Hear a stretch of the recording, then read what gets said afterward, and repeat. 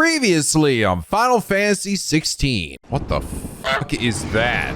Oh shit, is that Behemoth? Oh, fuck me.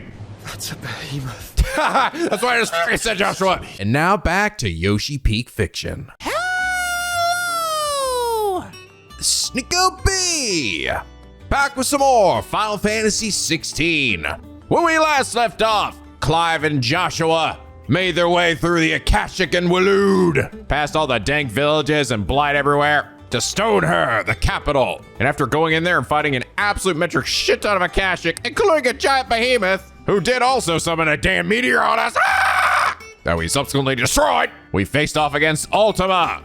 Yeah, it was just hanging out by that gate over there. Just hanging out, waiting for us. All right, hey, what's up, man? Who then transported us to some strange area where he basically told us what is actually going on. So apparently, Ultima and his people learned to harness the power of magic. But in doing so, they realized they had screwed the land up. So they basically abandoned the old world, found a new world, Valisthea, and discovered that the Blight was still following him there. So the people that he was with ended up turning themselves into mother crystals and created humans in hopes that the humans would be able to harness the power of the mother crystals to create a vessel for Ultima with which she could use to then create a new world where Blight will not exist. In other words, we are fodder, nothing but a bunch of dirty fodder for these fucking gods. Which I guess kind of explains why the mother crystals themselves seem to be almost semi-sentient. It wasn't even just like Ultima, I guess, controlling them. I guess they were like almost like their own will, but still, I guess, representing Ultima as well. I don't know. Anyway, Ultima got himself all dripped out. We fought in an epic good fight. For Clive and Joshua were like, fuck this, what are we doing? Fuse! They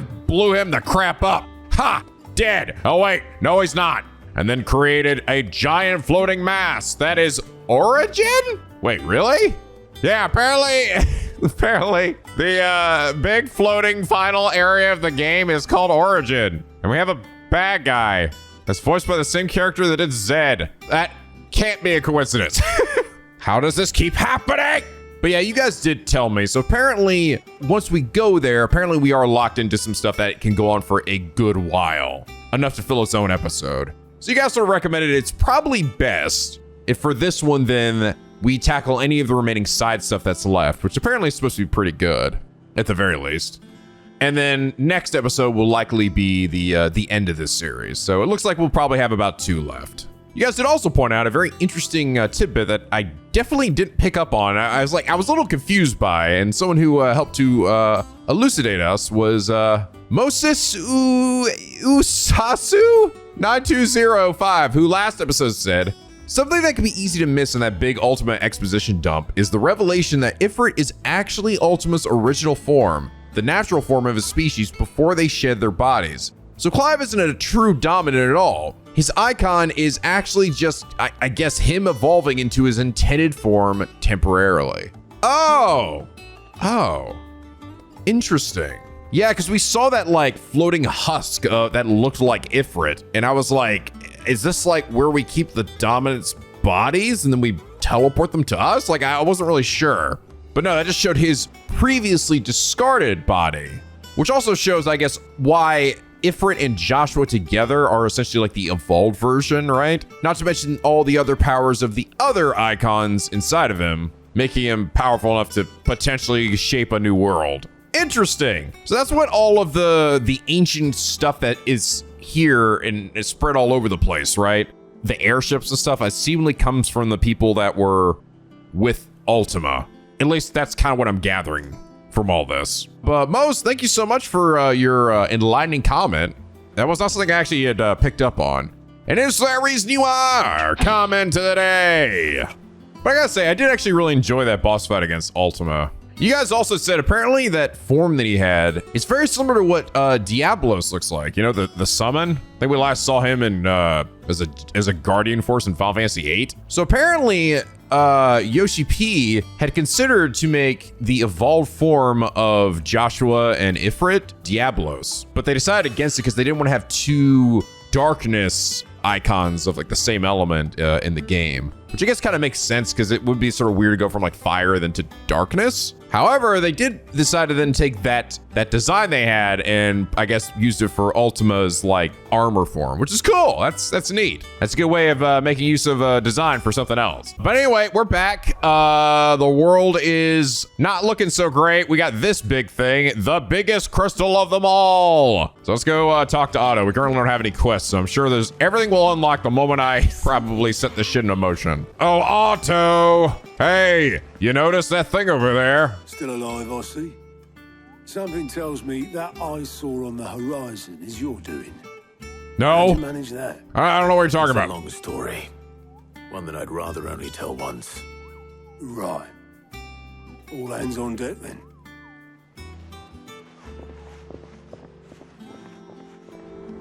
Rather only tell once. Yeah, get everybody in here. I'm not saying this more than once.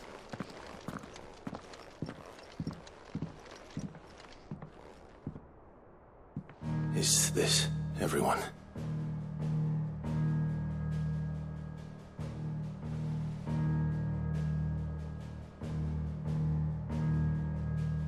As I'm sure you've all guessed, the crystal which now commands the eastern skies was summoned by Ultima. He called it Origin. Though the significance of that name is as yet unclear. Something to do with a monolith soft game. I don't know what that means. Its emergence tore Twinside asunder and wiped my homeland from the map. Join the club, Dion says. Mention of the Dominion spires can be found in the oldest of Valisthean records. But to the best of my knowledge, none provide any hint as to their true nature. That they would prove the horns of some slumbering demon. Well, the Dominion's demise was at least quick. Elsewhere, the Republican army cannot hope to contain the chaos engulfing Randalar.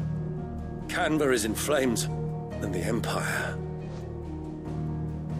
Our allies are crying out for answers. I've sent the Cursebreakers to give them what assurances we can, but right now that amounts to fuck all. They wouldn't be able to stop what the skies have started in any case. People here and across the realm grow sicker with every passing day. Damn purple sky. Could it be that this new mother crystal is like the others? That it draws upon the land's ether? It certainly looked that way from stone here. If that were true, it would explain the hastening spread of the Blight since the crystal's appearance. Would it not? And as the land's ether slowly rises to the surface, it pools, corrupting all who cannot channel its energies.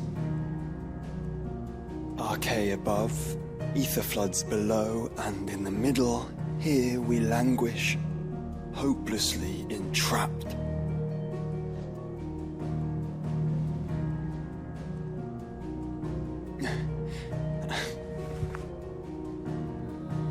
It's all right. When we faced him at Stone here, Ultima told us his true power quickens in the halls of Origin. Needless to say, we cannot allow that to continue. If we are to stop him, we will have to find a way into the crystal. Is he still even inside, like, Joshua or anything? He's up in the sky. Have we forgotten that plot point? And fast as she is, the Enterprise can't fly.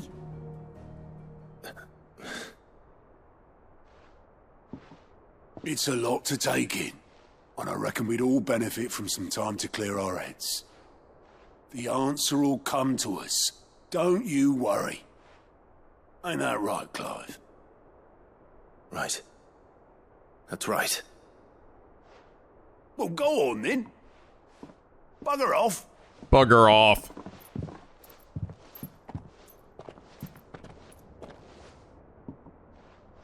Same goes for you, Clive.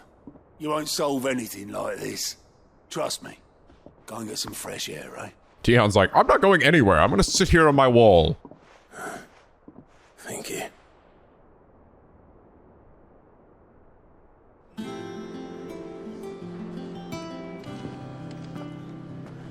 Joshua seemed upset. Huh, wonder why. Come on, it's just the world ending. Oh, what the hell is that? Last elixir. Is it the easiest elixir to procure? No, but it is the last one you'll ever need. Upon KO, automatically restore all HP, fill the limit gauge, and increase attack power by 10%, defense by 30% for 60 seconds. Jesus Christ, is the game really hard enough that you feel like you need this?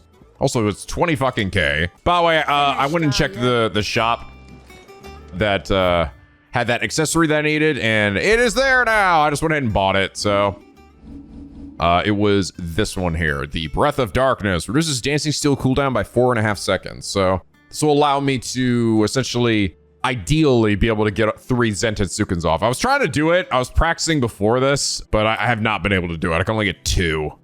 And then like some extra damage. It is really tight. Like you have to be super fucking optimal. By the way, I guess it also give me some tips though. If I kept missing Ultima every time I tried to do Cold Snap. Apparently, if I just not use the joystick, just double tap R1, I will actually move towards the enemy to Cold Snap them. So cool. Okay, that definitely makes it a lot easier. But yeah, getting 3 Zentetsukuns off is super hard. It is crazy difficult.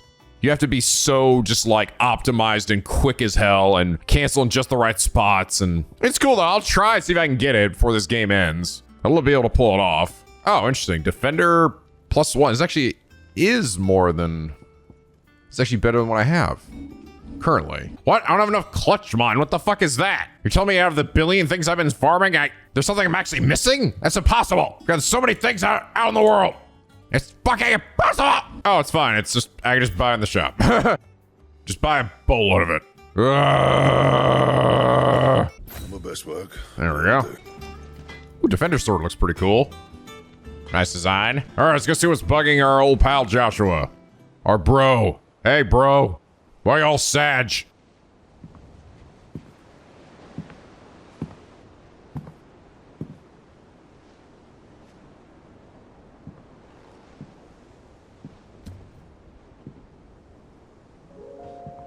Ultima may have created us, but he doesn't make us who we are. Only we can do that. And if he would have us fight for our survival, so be it. It's what we've been doing all along. Much like Ultima himself, it would seem. His new world being naught but a means to survive. And so, we must contend to decide which of us shall inherit the land. Should Ultima prevail, it will mean death for us all. Of that, we can be certain. Yes, I'm well aware. But even should he fail, what world awaits us?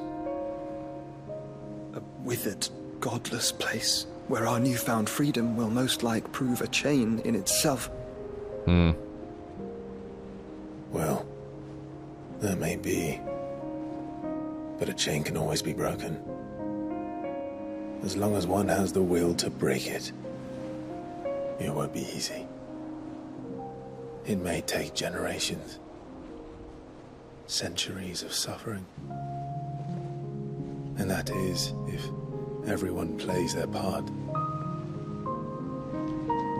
But it will happen. Pretty song. And when it does, it will be on our terms.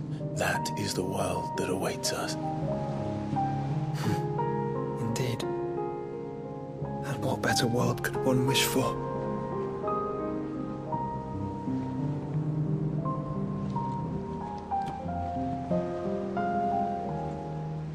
But first, we have to reach that crystal. Then it's a good thing I have wings. True. You can barely stand, let alone fly. And only the Founder knows what horrors await in those skies. You certain about this? Am I certain? I am the Phoenix. I'm a fucking bird, Clive. I will do what I must. This is our fight. Remember.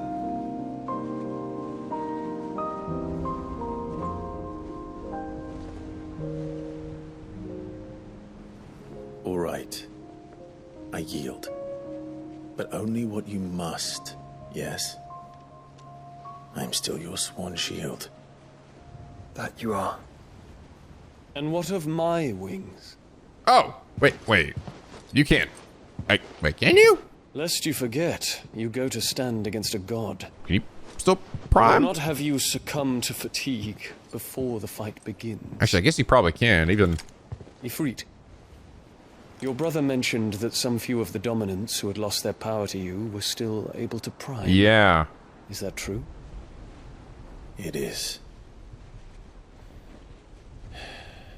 But their icons no longer submitted to their will.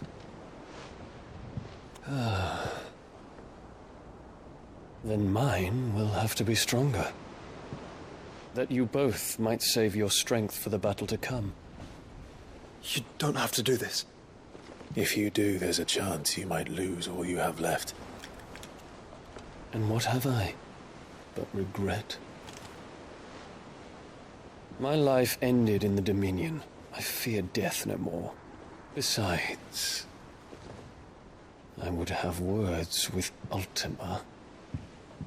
You're a bro, There's Dion. much to answer for. Well, I am glad that Dion at least survived, you know, and is able to, like, We are in your debt, Dion. contribute in some way, you know? We can speak of debts when this is over. Even if it's just, you know, flying us there. Get some redemption.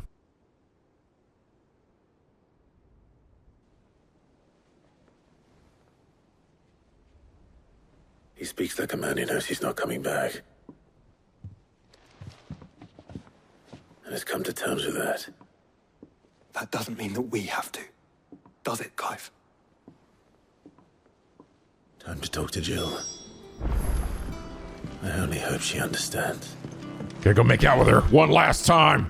Give her one last good sexing. Come on, Final Fantasy, give me a sex minigame. I'm waiting for it, alright? Come on, God of War style. Gotta fucking press the right buttons in the right order. Shake my controller, turn it upside down, do like a backflip or something. Come on. Come on, I want it. Come on. She's already naked. Come to wish on a star. That might not be such a bad idea. How about fuck on a star? Oh, yeah. This is it, Jill. You know what I have to do. Why I have to do it. There's no turning back now. This is where our journey was leading us. Where it will end, for better or worse. I could pray to Metia for you. But you'll be all right, won't you, Clive? You always are. I did promise we'd watch the moon together. I'll be waiting.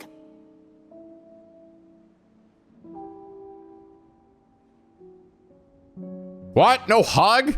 No kiss? Nothing? Ah, come on. Come on. What the hell? It's almost time. We had sex! Better make sure I haven't forgotten anything. Come on, Jill! Ah! Damn it! Did that sexing on the beach mean nothing to you? Okay, that whole... Oh, God. Oh, Jesus Christ. Oh. Wow, and then I just go to the end, and now everything in the world is unlocked. Oh, God almighty. So many things to do. Very suddenly. Also got a letter. A few letters. A new life. Well, going was slow and all without the kids running with some straggling orc, so I headed back safe to the Shadow Coast where Mid was waiting kindly with the Enterprise. But while at home, I'd like to think the poor lass opened up a little. Tell us about her life and the life she wants for her baby. But it's what's up to us now to make certain the little one gets it. Gav. Thanks, Gav. In a mood. Oh God, Karen, now what? They were done with your shit. In case you haven't noticed, your poor hound spends all his time of late in the rear deck whimpering like Gav in his cups. So that ain't right. My gut tells me it's not to do with this supply of antelope bones. Oh God damn it. What the heck's wrong with Torgal now? What is it this time, Torgal? Don't give me that look, Clive. Come on. My last quest was like 300 episodes ago. And it was about bones, okay? You fucking get off your high horse. Fine. In search of a lost tome. The Hippocrates? Oh, no, Vivian. Reluctant as I am to add to your burdens, I would ask your aid in personal matter, albeit one that may be beneficial to your cause. The existing ancient text deems so injurious to modern thought that mere possession is deemed a crime, and it was a chance encounter with one such tome, from a distance, that sparked within me the scholastic curiosity which burns to this very day.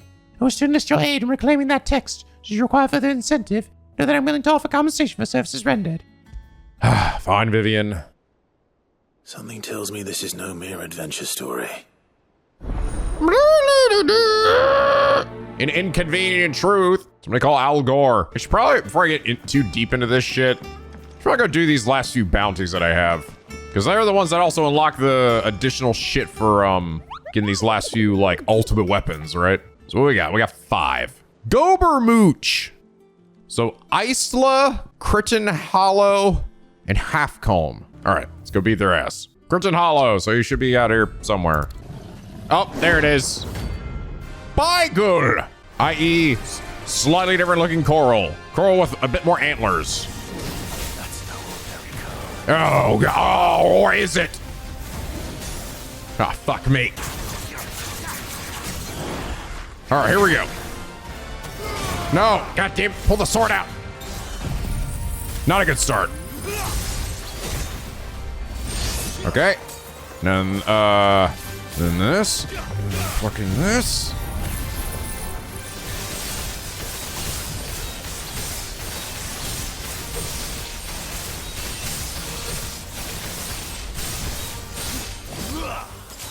Okay. And then, this.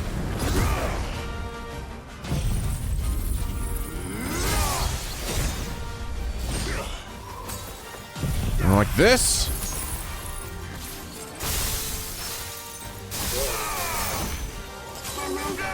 And then this.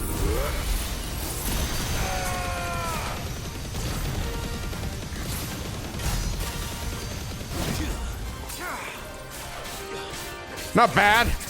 Still some good damage. Wasn't the oppa one, but it was pretty good. Despite how slow I was there at the start. Something else you have to do to really, if you want to be crazy optimal here, is that you actually have to activate your limit when you're doing Zantetsuken, but then deactivate it when you're done. Ah, you're dead, and I'm still hitting you. Let's hope it was the last of its kind. That's a bad kitty. Oh, hey, there he is. Goobermouth. You will pay for what you've done, Goobermouth. Oh god, you're just some fucking dickhead. You don't even have any fucking break bar. Oh, my god, waste my fucking demon time. Ah, screw this. Screw this, and screw you, Goobermouth.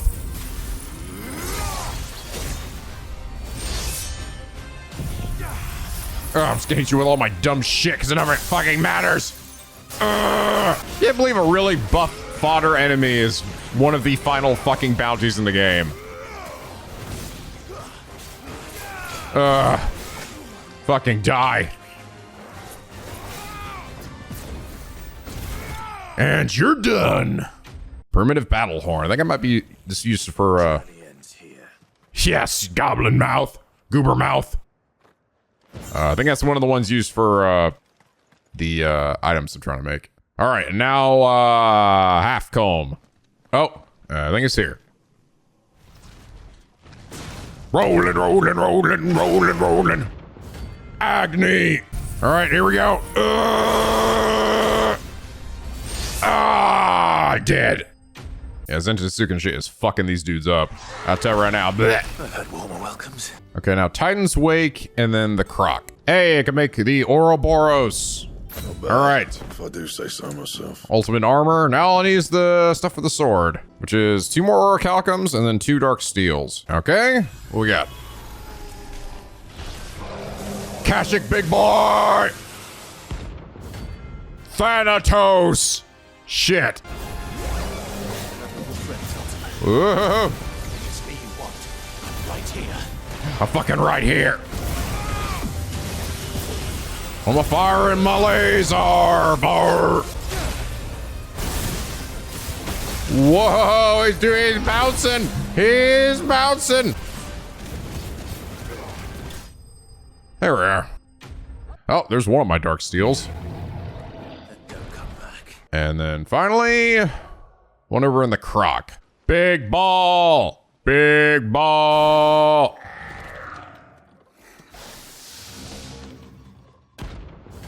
Terminus!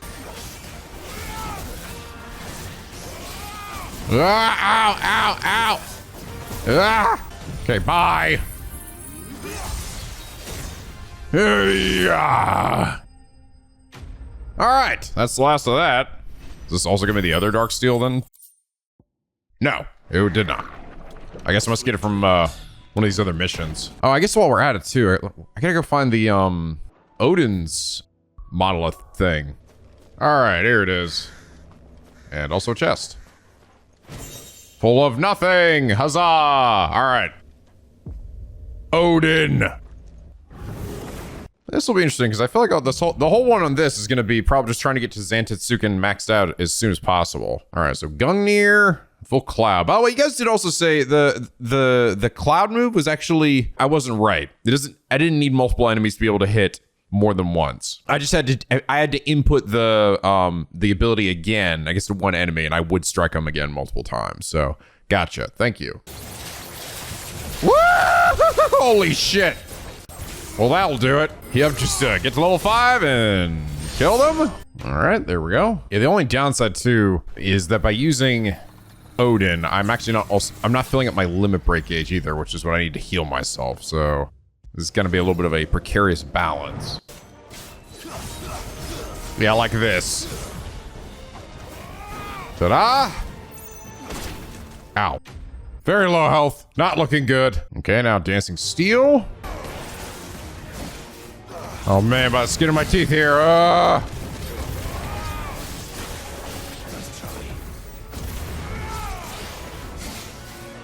my god, die already.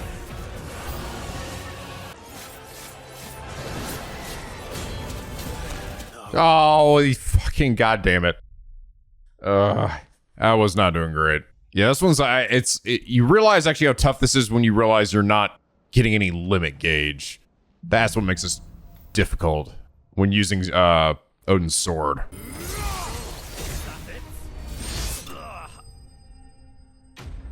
Ooh-wee, I have like barely any health. I'm going in here with only 2.5 minutes. I am not feeling great about this. This one's actually surprisingly tough. Oh god, he's slugging himself over here. And it's one of these. All right, so Gungnir and then oh god, this actually sucks because the thing about the cancel is that it actually gives you time to be able to get Dancing Steel. Oh fuck, this is actually me. Oh, I don't know, man. This might not work because the problem is this is not going to stun a large enemy, and then this I have to get the wind up of the wind up off of. So first I have to get him down to probably half stagger, and then I could probably do it. But like this. Oh no, I missed. Fuck. Here we go. Still alive.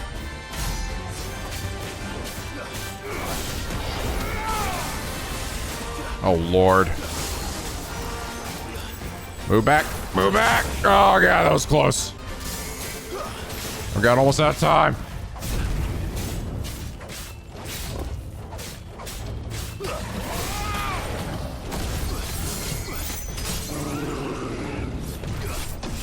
Come on.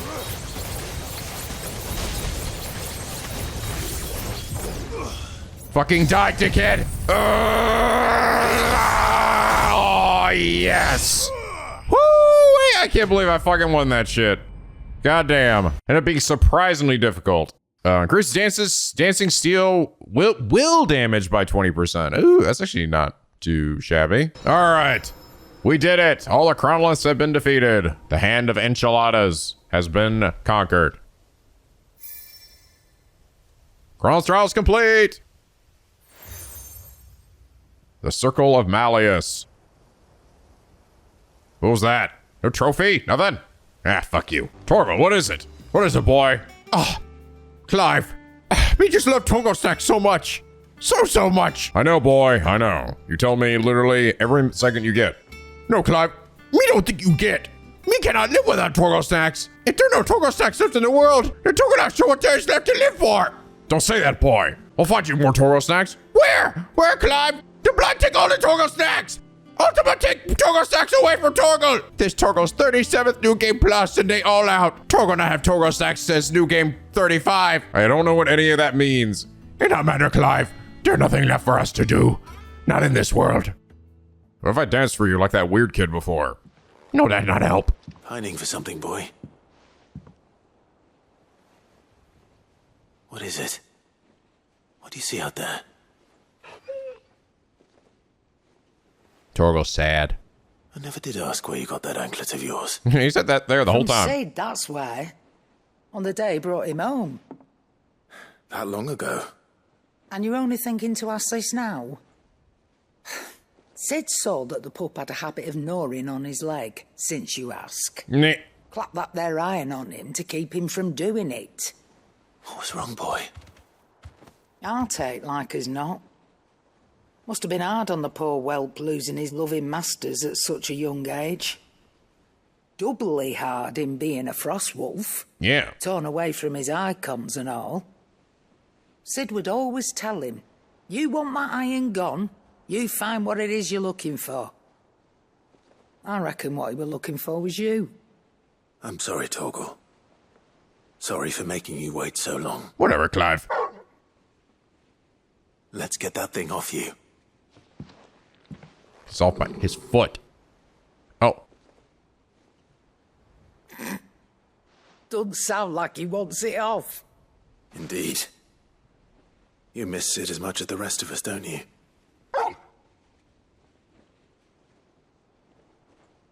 You want me to go with you somewhere?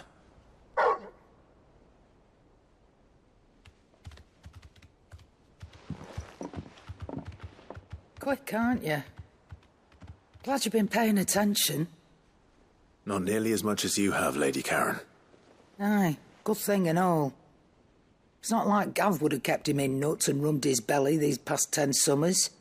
Your kindness is appreciated. You've been a good friend to him. Only because he doesn't talk back like the rest of you. Go on now. No, me bark back.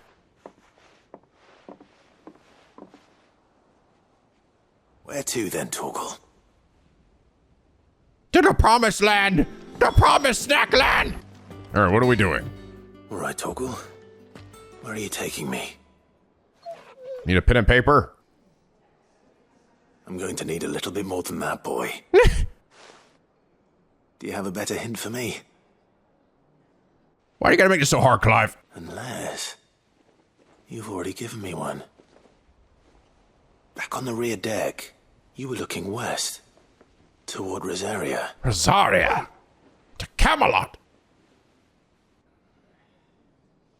Why don't we try the rookery?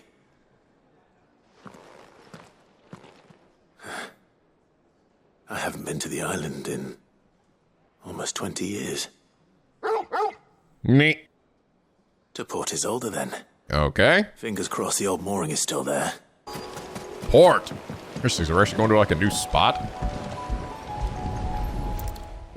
Get in the boat, Torgal. It's still here. After all these years. A lot smaller than I remember. And you're a lot bigger. You might have to swim, boy. Nah. I wasn't being serious.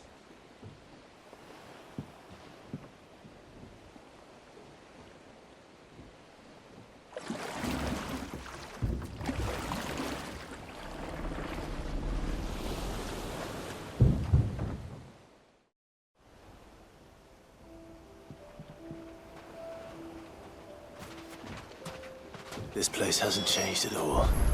The rookery's right through those trees. Come on. Race you there? I bet I could still beat you.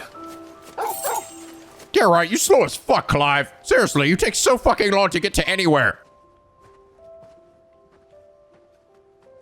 Ooh, cutscene. Treehouse.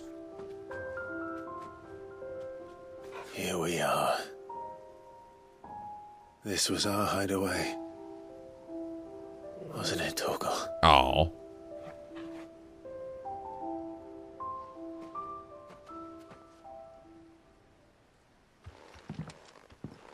We somehow climbed that ladder.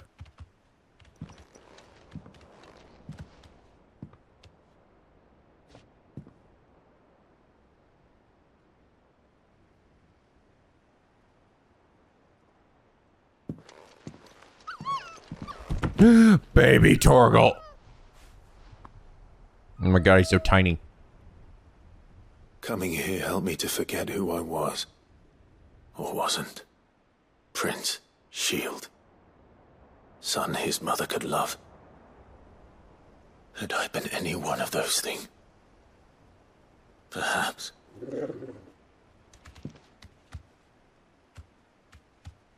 What is it, boy? Have a seat, Clive. I'm gonna tell you a story. This is all from the castle. In Phoenix Gate. Did you bring these here? Why? Nah. My sparring sword.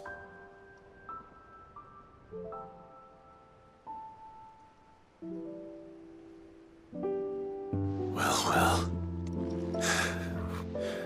You never stopped looking for me, did you, boy? Aw. Good baby. Who's that good baby? You come here. Thank you, Torgal. Oh. Come give Daddy a big hug. For never giving up. For never forgetting. Oh.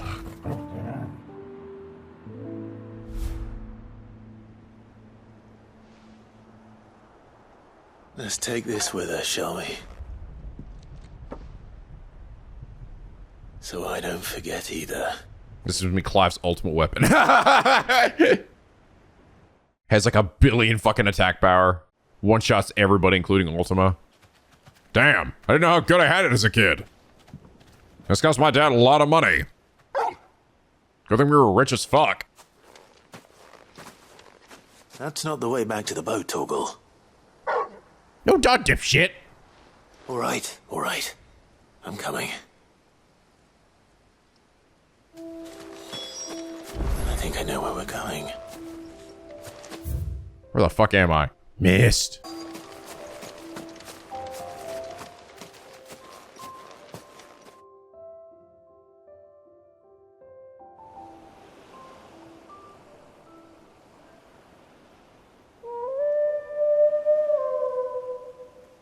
A moon.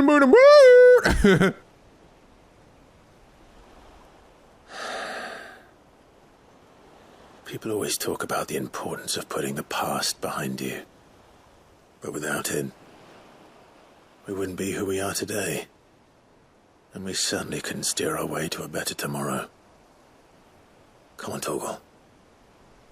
Let's go home. Not till you dig up the Torgal stacks I buried over here, Clive! That's why we came here! Oh. I thought it was more for, like, you know, an emotional, sympathetic moment. Of course not, you silly Billy! Charred sparring sword. Clive's old sparring sword salvaged by a faithful friend in the aftermath of the Iron Blood invasion 18-year winters past. Remember, Clive, your blade is not your only weapon. Rodney Murdoch. He says as he gets burned alive. Caval's Fang increases Torgal's attack potency. Oh, this is just great. This is just absolutely gonna make Torgal into the god he was always meant to be. I bet. It really is weird. Like, it legitimately feels like the game devs like forgot Torgal existed. Like, unless it literally like quintuples the amount of damage he does, it's like not worth it. All right, Vivian, what the fuck do you want? Vivian, I read your note, and I'd be happy to help you find the book you're looking for. Thank you, Clive. But tracking it down will not be easy. Are you sure? Please. You have always granted me your wisdom and insight whenever I asked. It's only right that I return the favor. Or at least attempt to. You are too kind. Alas, what I ask of you is rather more trying than delivering the odd lecture. I spoke with Harpocrates to see if he had any inkling as to where another copy might be found, but perhaps it is best that you hear the details from him. If you say so. Forgive me, Clive, for asking this of you.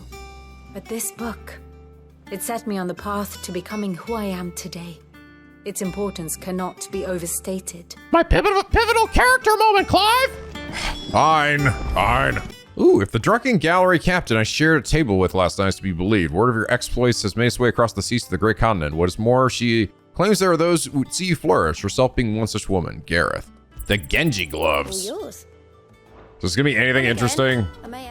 This would be like a 2% boost to your healing. Increased damage dealt to enemies by 5%. Well, I guess that's pretty good. Not that interesting, but that is pretty good. That's any damage dealt by 5%, but still not incredible. Ah, Clive, my boy. What a pleasure it is to see you. Harpocrates, there's something I need to ask you. I've been charged with locating a book called From a Distance. Then you seek a rare gem indeed. One whose name I had not thought to hear from your lips. You've been talking to Vivian. Right as always. But she didn't seem keen to tell me very much. I take it she didn't like what you had to say.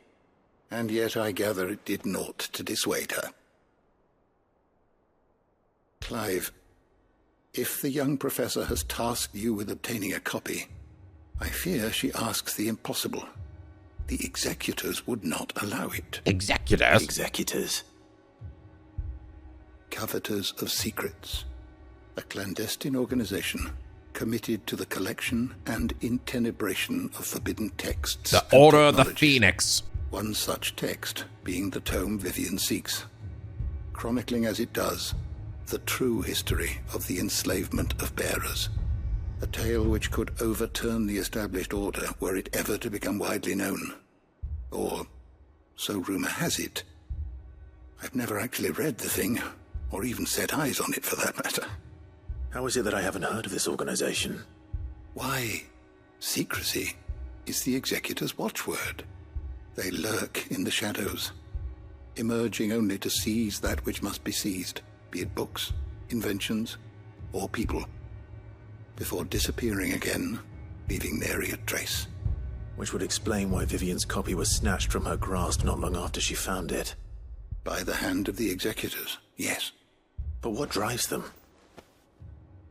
Self-interest or ideology? Why do they give a fuck? The world's about to end anyway. Sadly, all that is known of the executors can be recounted in a single breath. You may just as soon ask me of their origins, numbers, or the identities of their leaders. Any answer I give would be pure speculation. Then my hunt was doomed from the first. What was Vivian expecting? That I'd pluck it from thin air? Not from thin air, no. From ash. From ass. Rumors of the executors are rife among the scholars of Storm, but rather less so across the strait. I have a friend. Well, I had a friend in the village of Garnik, a collector of rare tomes, upon which subject we would oft correspond. Alas, I have heard naught from him since the skies fell dark. And no doubt he too has turned. But though he did not mention it by name, it is possible that a surviving copy of From a Distance yet rests upon one of his many shelves, quietly awaiting discovery.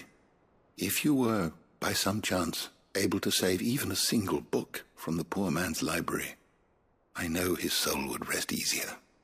Very well. When I next find myself in Waloed, I'll be sure to pay Garnik a visit. Okay. While we're here, I might as well tell you about all that crazy shit. I have compiled some new entries, if you would like to see them. Get caught up on that lure. Level up! I have quite the find for you today. Oh god, Barnabas' mother? She's still naked in this picture? Yes, she is. One of the few surviving descendants of the children of Zemeckis, who fled from Valisthea and took refuge in the outer continent, only returning generations later. She and her clan were devout believers in the Circle of Malleus, whose teachings she instilled in her son, teachings and memories that she treasures to this day.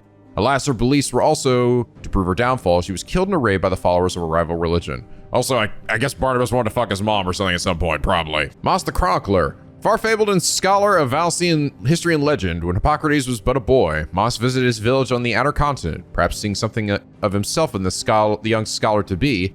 The Great Master took him under his wing. However, their time together was soon to come to an end, for one day Moss and his journal were gone, leaving nothing but a note behind.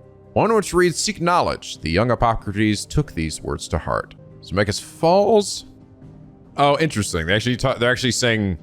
So this is actually what happened here. They were saying like there was like a clash of gods or something, right? It was like, but so what it actually happened? A vast circular cavity carved from the Dalmatian coast is here the mother crystal known as Zemeckis once stood. The age of the fallen man, hoping to play the power of the gods, laid siege to the crystal in an attempt to gain entry to its ether-rich heart.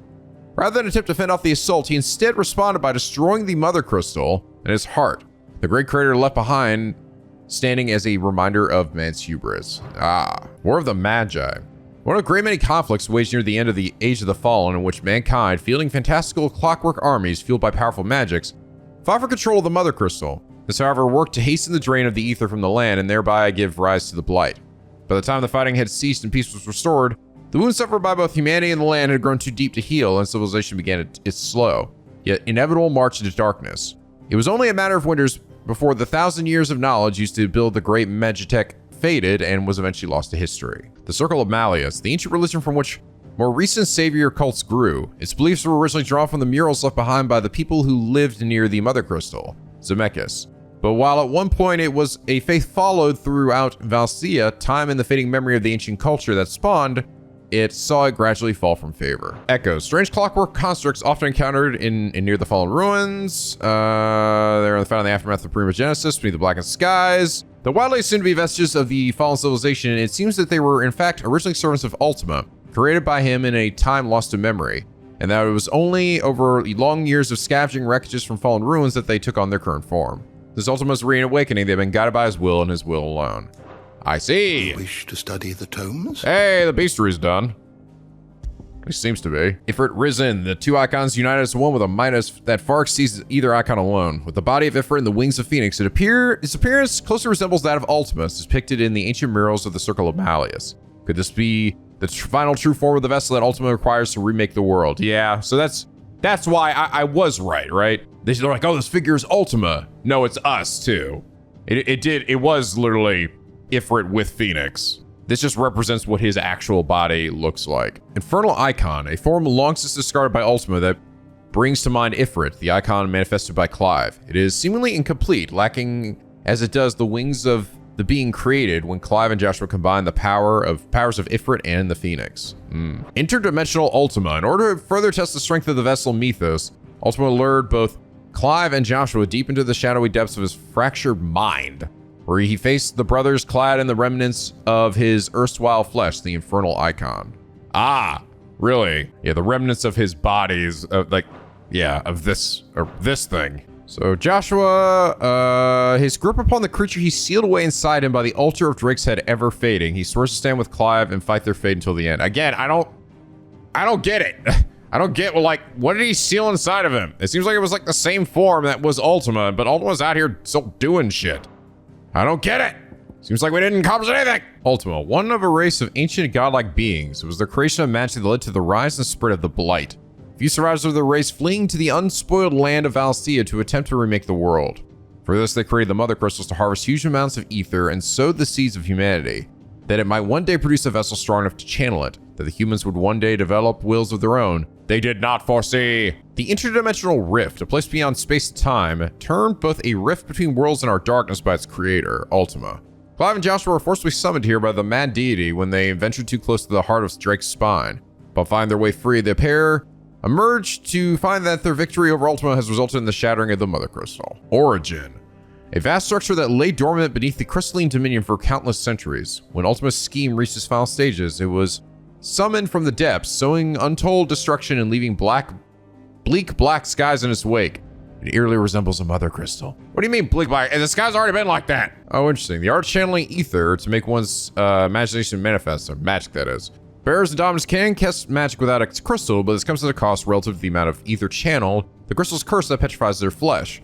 For this reason, Ultima's incorporeal form prevents him from casting the supremely powerful spell with which he means to remake the world. And so he seeks a vessel strong enough to withstand the torrents of ether required.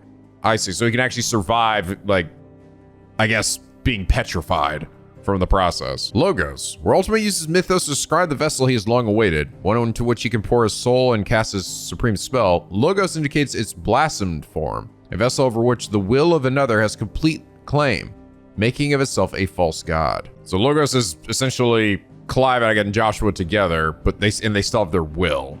Okay. Did, like, Ultima just make that shit up on the spot or something? Sin. In Ultima's eyes, mankind's greatest sin is the awakening of free will. His servants straying from the path their creator laid out for them and forging one of their own. However, Clive contends that this is a sin by which Ultima is equally bestrained. Indeed, if humanity is indeed Ultima's creation, does not their every action, every emotion stem from him? New world, the paradise Ultima seeks to summon into creation. One free from the blight that almost ended his race. Though Barnabas believed that he and his fellow faithful would be allowed to join his deity there, he was mistaken. Only Ultima and his kin shall have a place in this new paradise. Paradise free not only from blight, but from humanity. I mean, are his kin even alive at this point? The Ark. The dark, ill-omened skies unleashed when Ultima brought about primogenesis. The word arch is used only on Ash, where the coming of the cursed skies has long been foretold as a harbinger of the end of all things. Okay, not too many entries left at this point. The entire village looks abandoned. Now, which house would a bookworm live in? Probably the one with the giant green marker on it. Ooh, free chest. Full of shit. Stuff. His interests were certainly varied. The Moogle. Hey, from a distance, there we go. Follow the bearers. I'm not reading all this. This is it. But if what it says is true, I need to get this back to the hideaway. Uh-oh. Leaving so soon, stranger? Executor guy. We've been watching you. Illuminati. From a distance, so to speak. Ha ha ha. Subtle. I know who you are. Then we need not waste time on introductions. Hand me the book. Leave it in our care and return to your life. Your care? Do you mean to burn it or bury it? That is not my decision to make. But by one means or another, its contents shall be removed from the common record. Then I'll have to politely refuse. I won't let you erase our history. Then we find ourselves at an impasse. Very well. The book can just as easily be pried from your dead hand. Good luck with that, my dude. Rawr, I'm gonna get you. I'm gonna stab you, and then I'm gonna stab you again. Let's see, shall we? Oh, you all picked the fucking wrong ass dude to mess with. Just saying. Just saying. Fare thee well. Oh, you lived. You're finished. Y'all finished. Man, those executor guys have been working out over the years, haven't they?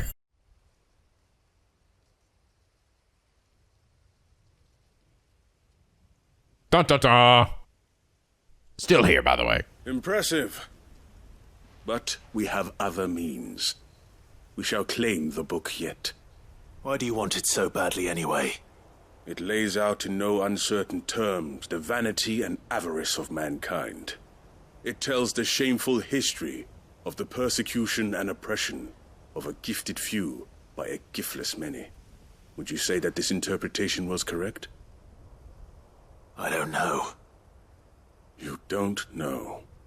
Your sword may be sharp, but your wits are dull. So let me answer for you. There is no correct interpretation of history. That a series of events took place may be proved beyond a doubt. But there can be no single immutable explanation as to why they came to pass. It is a question of numbers and of belief. If enough people believe that a set of events occurred for a reason, that belief becomes the truth. So you're trying to control the truth? We are trying to protect people from themselves, from knowledge that would bring them naught but pain. That is all. You may keep the book, for now. The world is small. We shall meet again. No, we probably Until won't. then. Game's almost over. Wait. Damn, he's so fast. Damn it. Curse you, Illuminati. Curse you! Let's get this back to Vivian. Perhaps she can explain what that was all about. Vivian. I found it. The book you lost. Behold. You found it. Thank you, Clive. Even though I asked this of you, I was not entirely sure it would be possible. I feared the executors had seized every copy. I met with one of these executors, and I convinced him to let me keep it. He told me something. That the truth is just a matter of collective belief. And that if enough people believe a lie, that lie becomes the truth. It does. But it also means that the truth is not immutable. That it can be changed. Provided that those who wish to change it can convince enough people that their perspective is the correct one. As the sad history of the bearers proves. You said that the book inspired you to become a scholar. It did. Or its author, rather. She was a heretic, you see. A firebrand and a dissenter. A gallows stood ready for her in every corner of the realm. And by shunning society, or perhaps being shunned by it, she stumbled upon a truth so potent that an entire realm trembled at the prospect of its utterance. I, too, have always felt somehow set apart from the world of men. A stranger to my own species. She taught me that my solitude was not a curse, but a gift.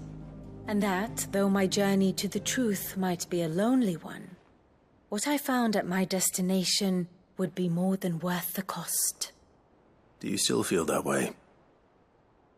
That you're not one of us? Honestly, I'm not entirely sure anymore. Since coming to the hideaway, I find my thinking somewhat clouded. Perhaps the result of studying mankind from a rather closer perspective than I had intended.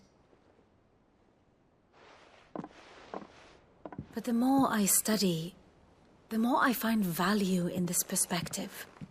In looking not from the outside, but from within.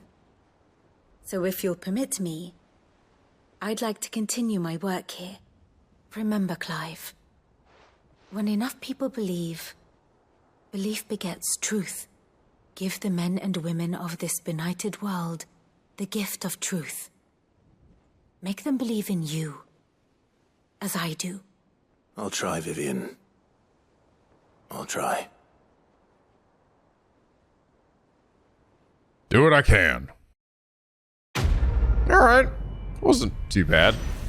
I did find it funny that we just sort of decided, like, yes, that's the last moment. There was a secret organization that wanted to revise history that's been here the whole time we didn't know about. And I like he's like, we're gonna meet again. Motherfucker, we're not gonna meet again. Shut up. Scholar's Bonnet. Vivian's nine-tailed scholarly headwear. Word to her upon the completion of her studies at the University of Canver. Get the men and women of this benighted world the gift of truth. Make them believe in you as I do. It's funny, yeah, it's like at the very end here where I'm just getting a lot of the things from my fucking room. Oh wait, a new quest is available nearby? Oh shit, maybe. Never mind, maybe I'm wrong. Maybe we are actually gonna keep doing this. Gotta figure, wait. I got another bounty? What happened? The Wailing Banshee. Back at the town I was just in. Behold! Another one of Garuda's thingadingers. Madness lives on. Lives on! Level 41 too. Dead. Rest in peace. Rest in peace, dickhead. All right, what's going on with Joshua? Ah, Clive. Joshua, what's wrong? And don't say nothing. It's not nothing. I've received word from Cyril. The Undying have found Father's will, or something akin to it. Oh, sweet. Did you leave me a Lambo? How and where? In the crypt beneath Rosalith Castle. After Kupka was kind enough to drive out the Imperials, the Undying took the opportunity to recover what relics of the Duchy yet remained. And in the process of doing so, they found a letter from Father. I'm surprised anything survived down there. Cyril asked that I join him in Tabor at my convenience. I have been meaning to go, but... would you join me? Let's do it. Of course. I want to know what's in that letter as much as you do. Very well. I am ready to leave when you are. Where there's a will.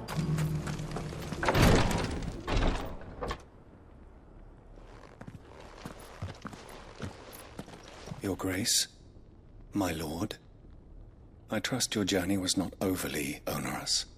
Cyril, you found a letter from Father? Yes, I have it here.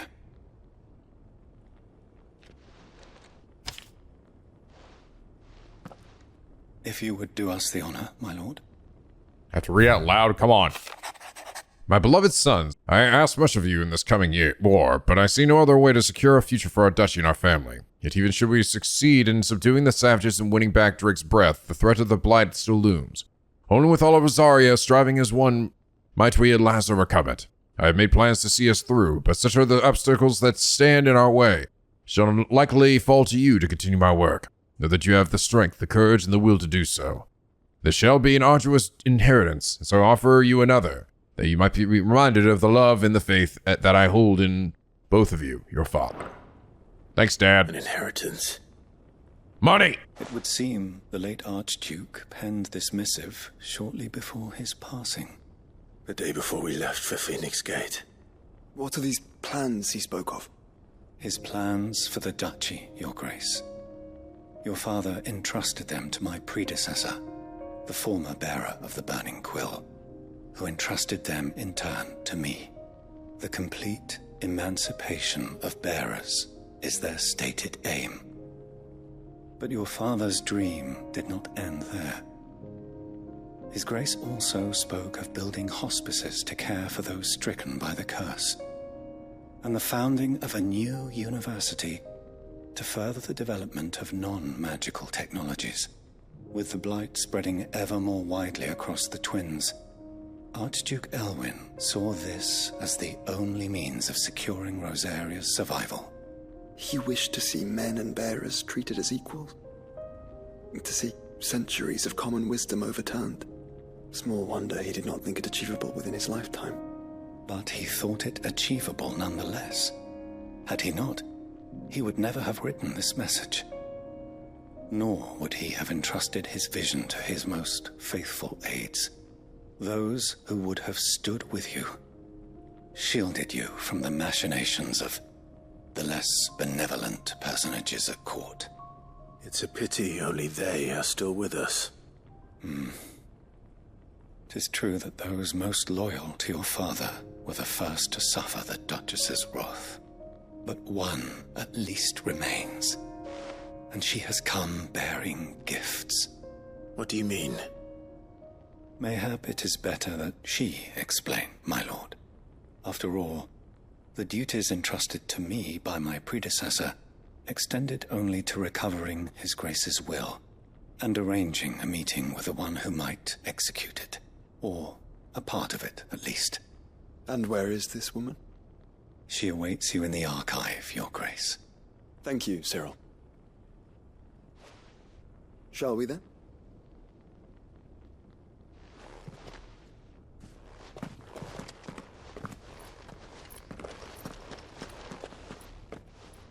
Bye, Ezio.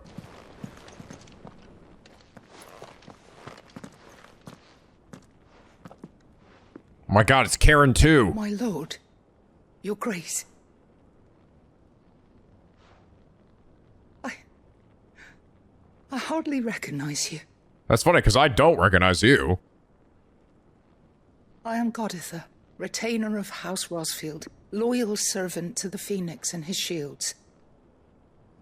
Your father, the Archduke Elwyn, entrusted me with the delivery of a gift. I only hope you can forgive my tardiness in bringing it to you. Lift up your head, Lady Goditha. You have our gratitude for your service to our house and to our father. I merely did my duty, as any proud Rosarian would. My lady, perhaps you could explain a little more?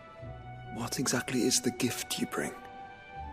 As I'm sure you know, it has long been the custom for the children of House Rosfield to be presented with certain keepsakes upon their coming of age. Indeed it has. Our father often spoke of the day when our turn would come. And had he lived to see it, he would have presented you with the treasures I bear. Matching armbands for you both. Matching armbands? He did not live. Indeed, he was taken from us even before they could be completed. He had intended to claim the Heartstone with which each armband was to be finished himself, but it was not to be. And his gifts remain incomplete. I see. It saddens me to bring them before you, as they are. It was your father's wish that you be presented with the finished articles, not these works in progress. But with his grace long since gone, and the stone left unclaimed, I had little choice. You are grown men now, and his house is yours. And while I would not presume to insist upon your claiming the Heartstone in his stead, I know that nothing would have pleased him more than for you to do so. Thank you, Lady Goditha. What say you, Clive? What else? What say you, Joshua? Of course, my lady. May our father's will be done. Oh, I am much obliged. Do you know where we might find this Heartstone, my lady? I do. Though it may be a matter of a good deal more than simply happening upon it. It is found in the bellies of elder griffins, you see. What? We do at least know where to find one. A certain specimen has made its nest in Titan's Wake, not far from here. A certain specimen? You are most perceptive, Your Grace. In answer to your unspoken question, yes.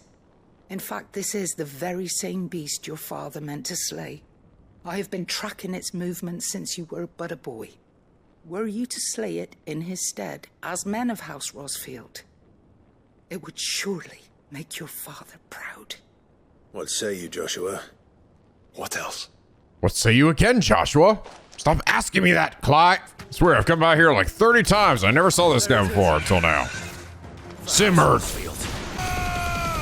Dead. 6-year experience, really? This guy was a bitch. Is this the Heartstone? I expect Lady Goditha will know. It better be. I don't know, I've just dug my hand through that monster's entrails for absolutely nothing. Oh, thank the Founder you were safe. The Griffin is slain then? And the Heartstone claimed. It's probably good my dad didn't try to do this, like, all those years ago. This thing was level 40. Would have fucked him up. Yes. This radiant luster, like frozen flame, is just as your father described it. Thank you, my lord. Your Grace. Your father would be so proud. Lady Goditha, the lapidary is ready. Thank you, Cyril. I will be with him shortly. If you would excuse me, I shall have the stone cut and set forthwith.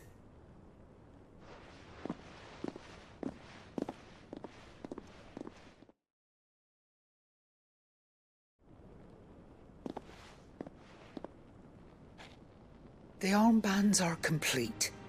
Pray, take them. They are yours, after all. Heartstone is harder and more enduring than garnet, or even ruby. It symbolizes unwavering will and devotion. And the graven vines encircling the stone represent the unbreakable bonds between you. Increases attack by 2%. God damn it! It's a message. Father knew we had enemies both inside and outside the duchy. Enemies who would thwart his vision. Only with unwavering devotion would it ever be realized. And only if we stood together, as Phoenix and Shield, as brothers in arms. Only then might those enemies be overcome. Indeed. His Grace knew the enormity of the task he would entrust to you, his heirs. But this was more than just a message. It was a promise. That he would always be with you. Thank you, Lady Goditha, for remaining the steadfast custodian of our father's will. Forgive me, my lady, but there is something I don't quite understand. The Undying told me that after Father died, Mother claimed all of the ducal treasures for her own. Even if the armbands were incomplete, she would surely not have overlooked them. So, how were you able to keep them from her? Because I was the keeper of the vault. Though I was but a lowly servant, your father spoke to me of his intentions for the bands, of the deep love he had for both of you, and his hopes for your future. In the days before the disaster at Phoenix Gate, I discovered that the Duchess had ordered her jewelry be sent away from the castle. It was then that I knew she meant to betray us. Ah. I tried to warn your father, but it was too late. When word of the fire reached Rosalith, I knew my time was short. So I took up the armbands and I fled into the night. And thank the Founder you did. Yet my duty to your father was incomplete. Not knowing what else to do, I followed the Griffin, thinking I might claim the Heartstone on its passing. And so my pursuit continued, until Lord Cyril appeared before me. He informed me that His Grace's will had been recovered, and that his sons were alive and well. Lady Goditha, on behalf of my father and all the people of Rosaria, I thank you for your loyal service. As do I. Thank you, my lord. Your Grace, for coming back to us. For giving my service meaning. And I guess saving the world too, you know, in between all that. The Founder's Grasp. Wow. And it's fucking weaker than what I've got. Thanks, lady. Actually, no, it's actually it is a little bit better. It's got 18 more health, 3 less defense, but whatever. Fashioned after those pictured during the risks of the mythical founder and ancient engravings, Archduke Elwyn intended to get these bands to his beloved son upon their coming of age, that they might serve to remind them of the unbreakable bonds they share as proud scions of the ducal line, and the unwavering devotion that would be required to see their duty done. The bands suit you well. It must be gratifying to finally receive the inheritance that was denied you for so long. It is. And we thank you for the part you played, Cyril. If you would permit me to play my part a little longer, might I suggest that you make your way to your father's memorial atop Hawk's Cry Cliff? Let him see that you have received his blessing, and that his vision lives on in you. I suppose it would be churlish not to. What do you say, Clive? Should we pay Father a visit? No! I think we should. I was hoping to be able to offer him my thanks before we left for Origin. Your father's helm is enshrined there. It has been since the day we recovered it from Phoenix Gate. And his head is still in it. Claim it. For it too is a part of your inheritance, and I do not doubt that your father would prefer it in your hands than perched upon some lonely rock. Thank you, Cyril.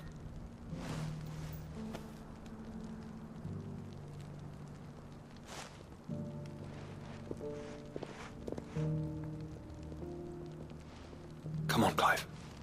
He's waiting. Unwavering will and an unbreakable bond. Do you really think we're strong enough? To save the world? Of course. To have overcome Father's political enemies? That I'm less certain. Yeah. Especially knowing what we know now. Mother was truly capable of. But perhaps these bands would have helped. Knowing he was with us would have have made all the difference. Doesn't matter, they're all dead now. Like, literally. All the political enemies, too.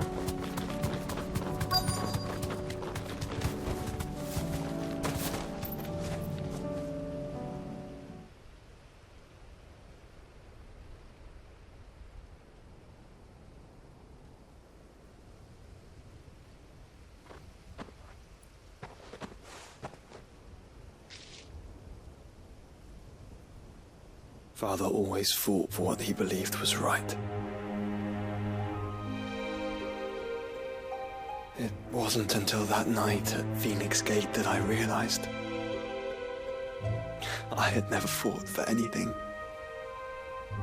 I always had someone else to do the fighting for me.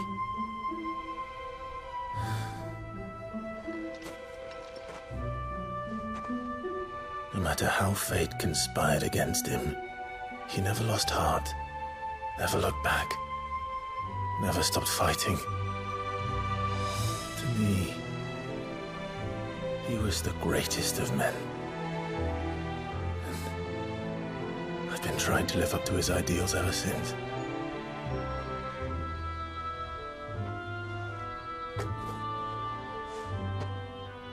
We all have, Clive. Surprisingly clean, the helmet is. And we'll keep trying. Because that's what he would have wanted. What he would have done himself. Even if it meant standing against the very gods in the heavens. I shall be borrowing this, Father, if I may. No, I get to use it. No, I do. Mine. Mine. As we follow in your footsteps.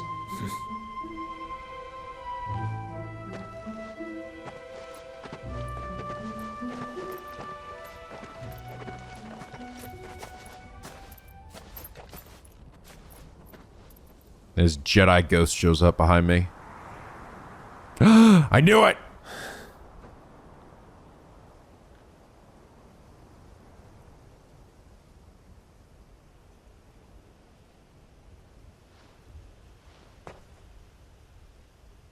We won't lay you down.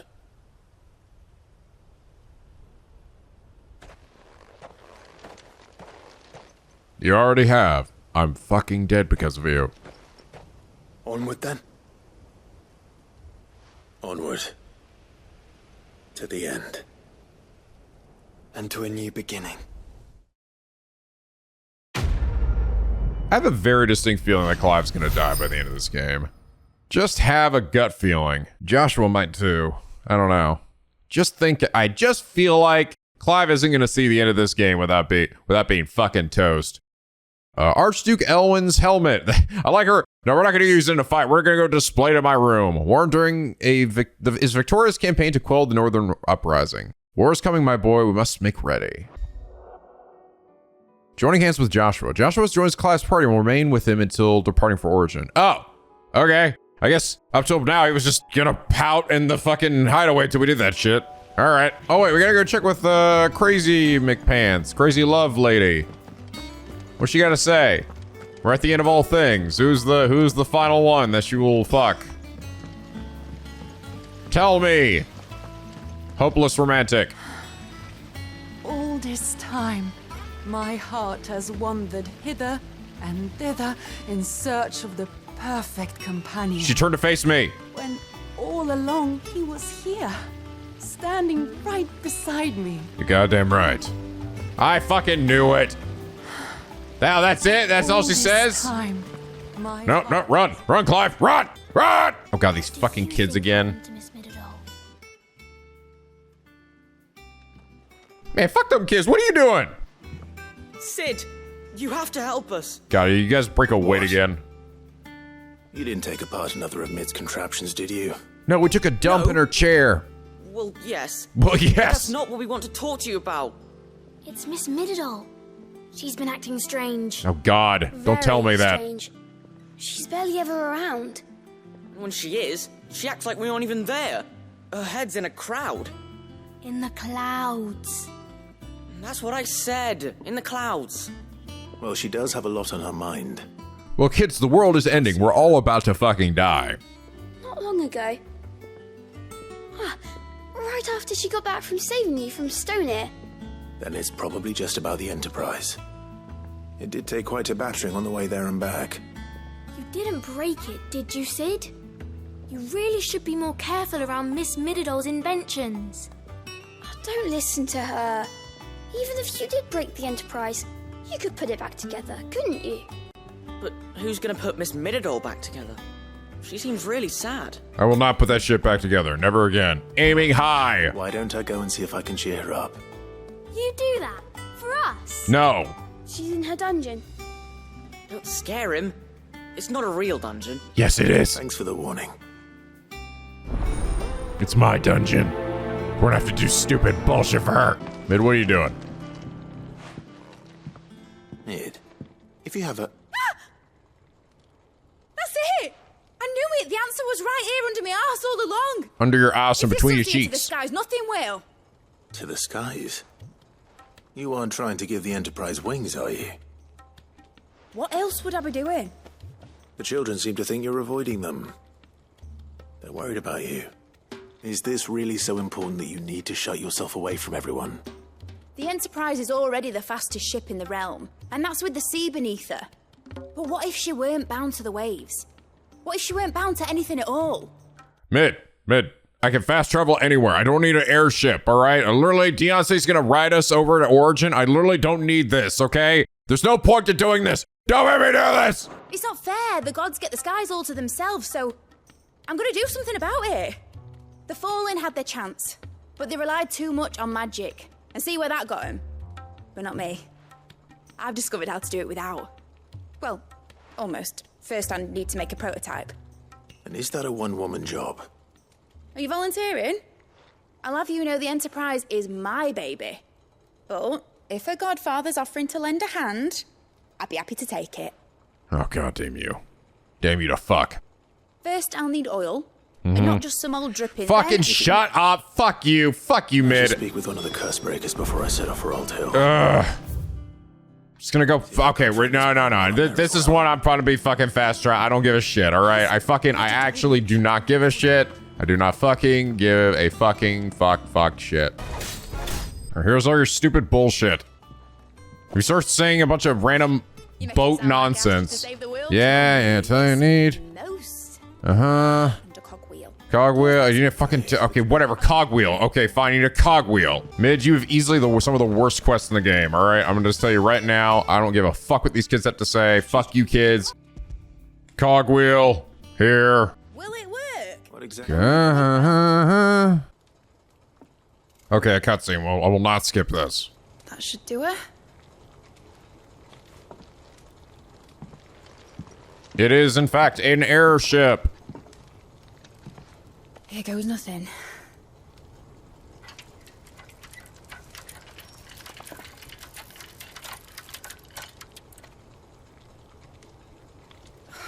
Dead. Titan's tits. Titan doesn't have tits, Mid. It wasn't supposed to fly, was it? Of course it was supposed to fly.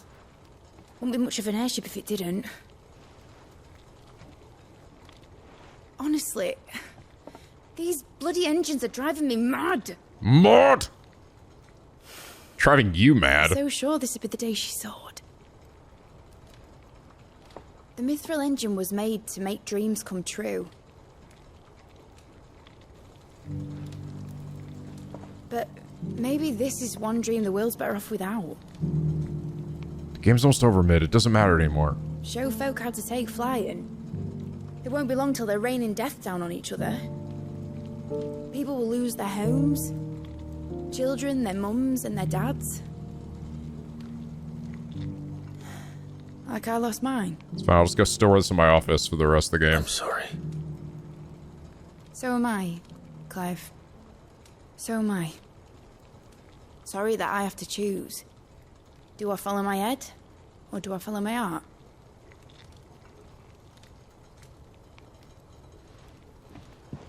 Good question. The first time I stood on the deck of your ship, felt the wind in my hair. It was like I was flying. But imagine how it would feel to actually do it. My dad always said there were two ways of living life. Chasing a dream or shuffling to your grave. And he were right. Right about a lot of things. Not that I like to admit it. People need dreams to chase. Especially in a world like this.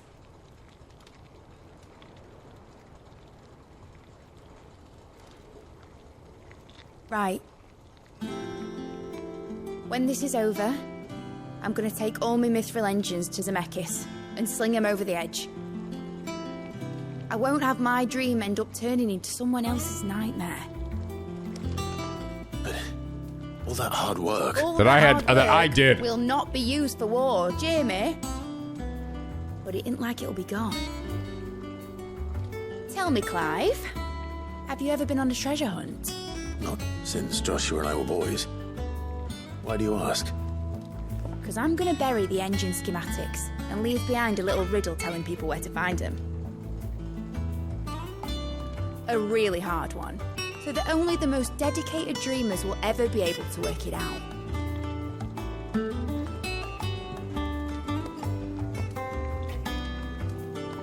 Ooh, I can picture it now. Some daft general squinting at the words with a gormless expression on his mug. Like that one, yeah. Right. Shove and give me that model. Alright, you go bury your engine. Maybe the guys in Final Fantasy XVII will dig it up later. Of course, if I'm putting this engine at the end of a treasure hunt, I'll still need to make it a treasure worth hunting for. Won't be much of a prize if it couldn't even make a toy boat fly after all. My dad always said, dream big. But it ain't the size of a dream that's important, is it, Clive? Only that it's a good one.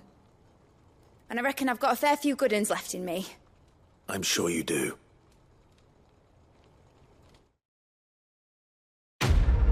Okay, Mid, I hope I'm done with you forever. Cute design. Characters, nice. Horde quests. Just horrible quests. Ms. Danger's dream of flight, immortalized in miniature. My dad always said there are two ways of living life, chasing a dream or shuffling to your grave. Like, funny enough, she sort of like almost encapsulates all the issues with the quests in these games. With the quests in this game, I mean. It's like all the boring fetch quest bullshit. In fact, that fucking characters will just talk non-stop on end about absolutely fucking fuck all. About some random made up like bullshit about the engineering of all this stuff. It's like, for God's sake, this is just a magical made up bullshit. Stop pretending. Be forgotten. Herman the Cursebaker. What the fuck? Who are you? Sid, may I have a moment? Of course. It is an honor to finally speak with you. My name is Herman. I've been with the Cursebreakers for some time now, and I wish to be deployed to Ash. Any assignment will do. Okay. No. The lands across the Narrow are too dangerous. I will not send good men and women to risk their lives needlessly. Why would you want to go back? I need to retrieve something.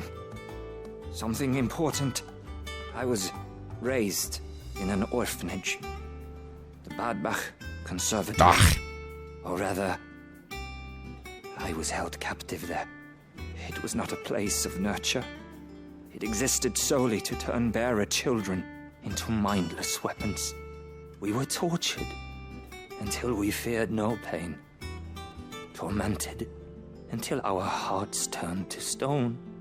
And few ever survived long enough to become tools of the last king. I can't imagine. I lost so many. I can't even remember all their names. But they must be remembered. They cannot fade away, faceless and forgotten. The Institute was run with military precision. Every child measured, every name recorded, every death logged with meticulous care. Cid. It's fine. It's fine. I'll go get it. It's too dangerous. It's fine. I'm gonna go get it. I'm gonna go get it. Sorry, but this random guy I don't care that much about. Sorry. More important characters I'm definitely more invested in, but this random jobber guy telling me about all this shit that didn't exist till just this moment, I don't fucking give as much of a shit. Unless that character's name is Mid, in which case I still won't give a shit. Lots of stuff. This is nothing short of torture. Recently, my own daughter was among the children turned to stone by the brutal training I subjected them to. I had not so much the thought of her since handing her over to the authorities as a babe. But here's what the military confirmed: it was her. We tortured my own flesh and blood, and now I see her everywhere. Today, one of my children smiled at me in hopes of her seeing a few scraps from my table. It was her smile, the smile she inherited from her mother. Mother I killed for giving birth to a bear. The dirty bears! The ghosts that have come to haunt me, my daughter, my wife, all of them. Those children should die on my head. Can bear the guilt no longer. So I've decided tomorrow, I too must fucking demon die. The last door I give to those poor wretches, the last torment I subject them to, I'll command them to tear me limb from limb. Enter my accused corpse, or cursed corpse beneath the white tree whose crooked hand reaches the sky of supplication. Beside me, my shame, my curse, the record of all their names, all their wrongdoing. This reads like a suicide note. Did the director go through with his plan? There's only one way to find out. Probably over here like a Akashic or some shit. It's like a big fat asshole or something. He's just ever stomping around.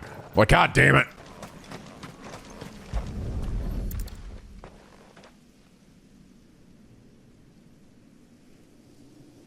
Could he really be buried here?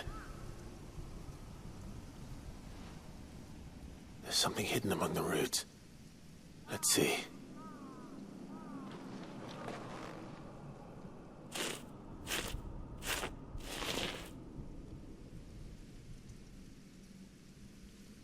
This must be the registry.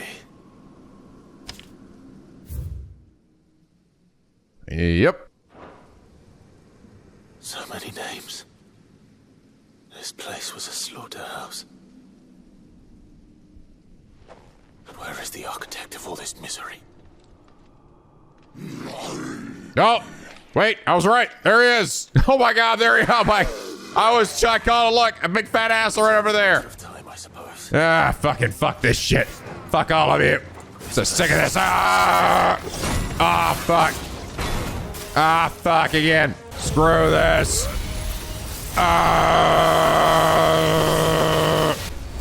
It's over. Dead.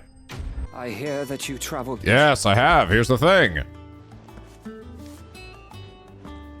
If I may. The bearer registry.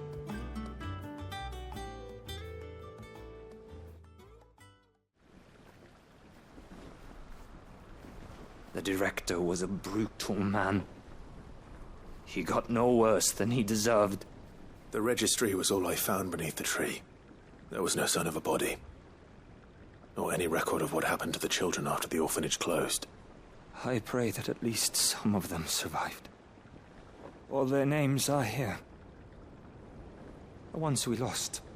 My friends. My light in those dark times. I can still remember their faces, like it was yesterday. Children who were taken from their bunks in the morning, never to return. No explanation ever offered. They'd be happy to know that you survived, Herman.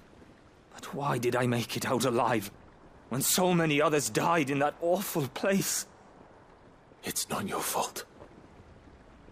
And blaming yourself won't bring them back. Honor their memory. See that their names live on. That way, at least. They're never truly gone. Thank you. Cid, I'm going to write a book. Write a book. An account of the horrors of Badbach, and the spirit of those its custodians sought to crush. All of Valisthea will know of our suffering. And in the name of those I lost, I will not let it happen again. Neither will I. These records would have been buried for all eternity, were it not for you. Thank you. That's what I'm here for. Dang, a lot of experience with that, at least. It loaded me the fuck up. Woo! Oh, I got mesmerized. Ooh, a whole 1.2 seconds. That's gonna save me so much time. All right, what do you want? Sid, I was wondering if you could help me. It depends what with. A bearer, but recently freed from his bonds, is keen to join the Cursebreakers. Okay. As you know, the work we do is not easy, which is why we test every volunteer's suitability. I was hoping you could oversee this one's evaluation. I don't mind, but why this one? Because he wants to be a scout. Our ranks are filled with men and women capable of breaking chains and putting slavers to the sword. But scouting, we're few with the nose for that, which is why we still rely so heavily on Gav. And since he accompanies you on so many of your missions, I thought you might be better placed to recognize the traits in him that we should look for in those who'd fill his boots. Sounds reasonable. So you're happy to oversee the boys' test, then? Okay. One can never have too many scouts. Truer words, Sid. I'll let the initiate know that you'll be attending his trial, and that he is to proceed directly to Northreach in readiness. No time like the present, eh? No time like the present. Azir might at least have mentioned where in Northreach he'd be testing this recruit. Well met, Sid. This is the initiate. Ember, present yourself. At your service, Master. Please, just Sid. There are no masters here. Your life is your own. Oh, of course. Thank you, Sid. The sergeant says you'll be evaluating me at my trial. Yes, now go run around and look at things. You are aware of the dangers inherent in that role. I am. But I swore I'd face them. Just like the man who saved my life. And who would that be? Gav. It was him who found me and freed me. Of course. No magic, no support, just one man and his nose. Came and sniffed me out. Literally sniffed me. Taught me what one man can do if he puts his mind to it. And I've been training ever since, so that one day I can be someone's saviour, just like Gav was mine. I'm sure he'd be flattered. You clearly have good intentions, Ember. And it sounds like you're under no illusions. Stick to this path and you'll make a fine Cursebreaker. So, what? Have I passed? You haven't even started yet. Now listen.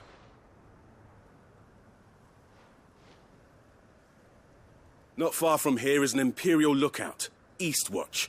The guards there record all their sightings in a logbook. You are to find it and bring it here. And bring it here, right. Anything else? No. Sneaking into a heavily guarded Imperial outpost and stealing the logbook would be quite sufficient. You'll need to assess the situation, determine a point of entry, create a distraction and effect an escape, all without being discovered. I'm already back, I've got it. Ember, Gav isn't our best scout because he can do everything. It's essential that you know your limits. Know my limits, right. I won't let you down. You fucking better not.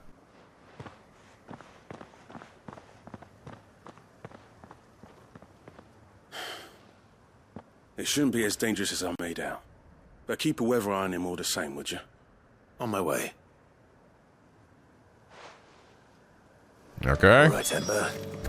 Impress me. You better fucking blow my mind. Better blow my mind, boy. These are clean kills. Perhaps young Ember really is ready. Or not. Maybe not. Or not. Oh, wait, he's already dead. Damn it. Ember, draw your sword! Oh, God! Roar! Then run! If you want him, you'll have to go through me. Dead. Ember, are you...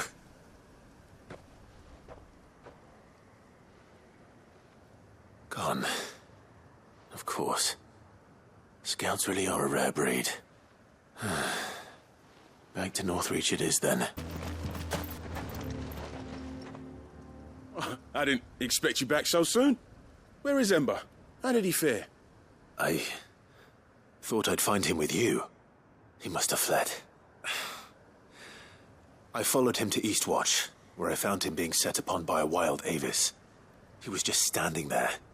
Didn't even draw his sword. I had to step in and take care of things.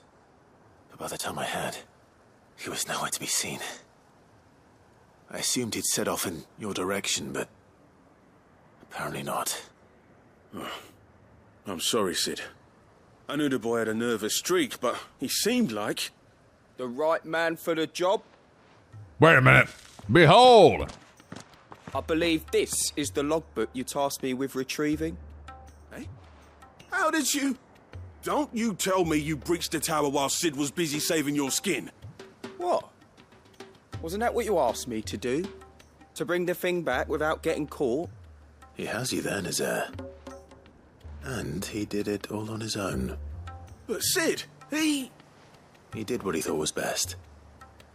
And now I have to decide whether I agree. Of course. We'll await your evaluation back at the hideaway. Okay.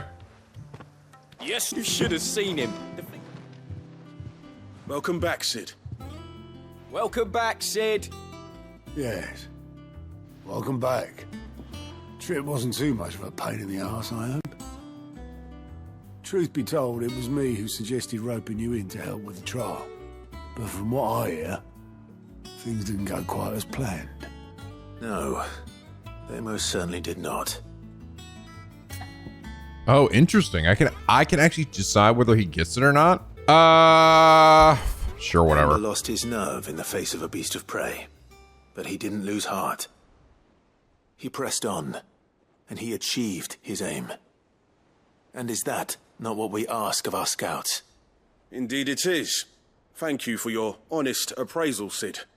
The fact remains, however, that Ember will not always have a battle-hardened warrior on hand to pluck him from the jaws of peril.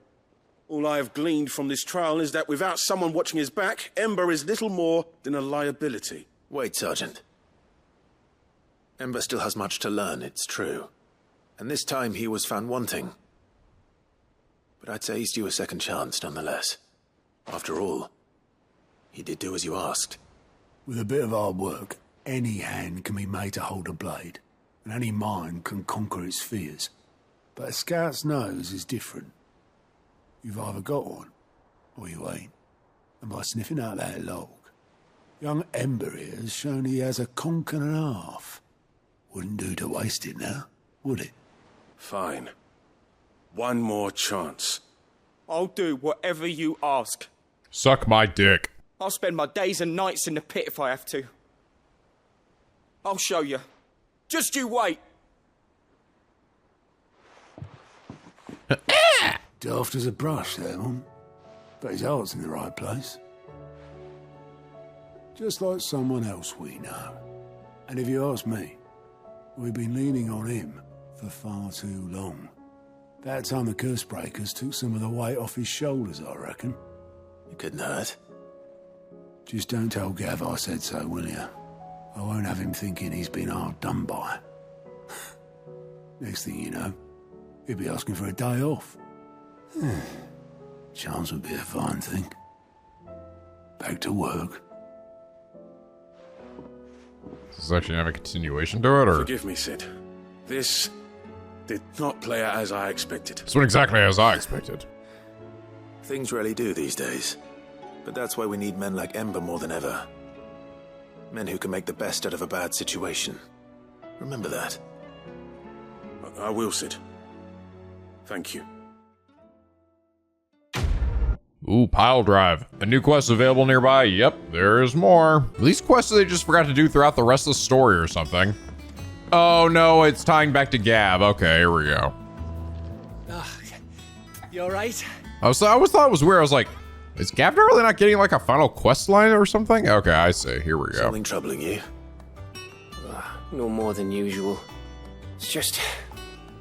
Eda's baby will be coming soon, and I wanted to make something for it. I'm sure she'd like that. Back in the north, families would always make gifts when a bairn was on the way. Bairn? Yeah, let the little tykes know they were welcome in their new homes, like. So, what's the problem? Well, the problem is that Eda's due any day now, and I don't know if I'll be ready in time. Is there anything I can do to help? You know, there just might be. All right then. What exactly are we making?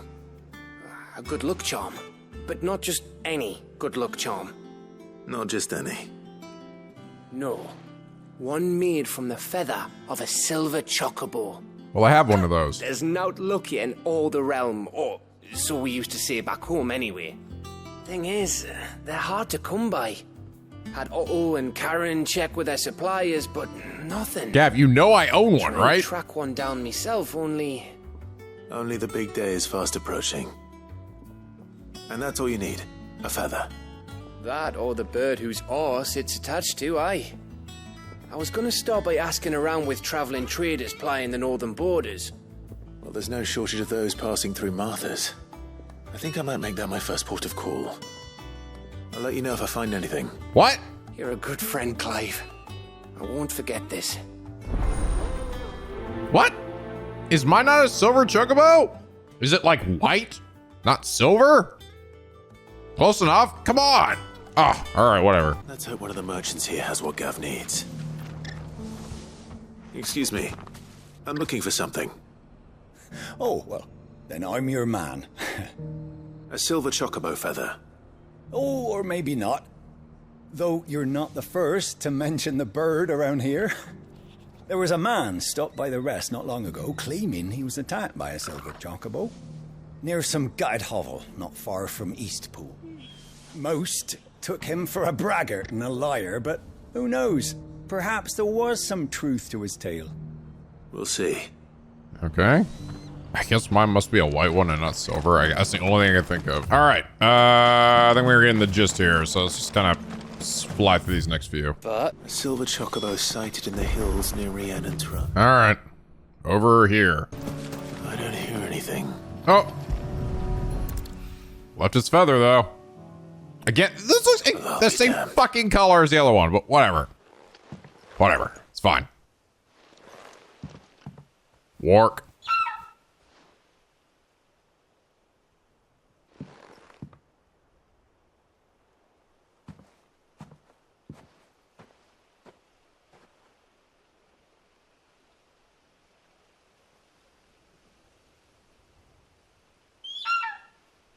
It fucking is.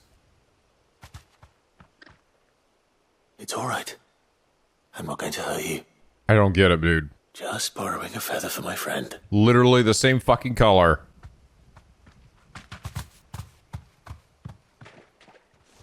Thank you.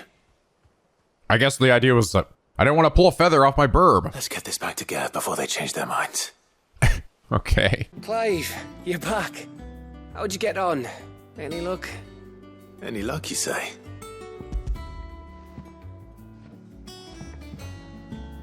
Crystal's crack. Is this what I think it is? Where in the hell did you find it?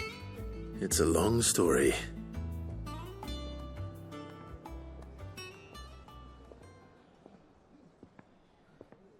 Right there on the road to Eastpool. Who'd have thought it? Everything up there's been abandoned for years. The empty cabin made for the perfect shelter. Though I fear my presence may have forced the poor creatures to look elsewhere. Don't blame yourself, Clive. The Blight's right on Eastpool's doorstep. They'd have had to move on before long, even if you hadn't have turned up. They'll find a new home. Trust me. After all, that's what us endangered animals do. Anyway, what matters is, you managed to nick us one of their quills before they could run off. And now all that's left is to fix it to the carving. I didn't know you could carve. Reckon there's a lot you don't know about me. Like the fact I'm as good with a whittling knife as I am with a sword. And that bone Ember gave me's a dream to work with. What did you say it was from again? An Avis? But it weren't your Avis, Sid. I slew one of my own at last. So all those long nights in the pit finally bore fruit. I'm proud of you, Ember. Don't speak too soon. I ain't done my trial yet. There we go.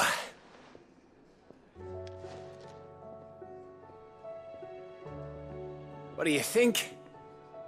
I think if you ever hang up your scouting cap, you'll be able to make an honest living. Now will I? I should go and see if Ed is awake. Give it my best. You can give it to yourself. Come on. Ah, me lords. How are you feeling? Well, thank you. Yes, this is the woman he saved back in that, back in Waloed. Is something wrong? Wrong? No, nothing like that. What it is, Go on, please.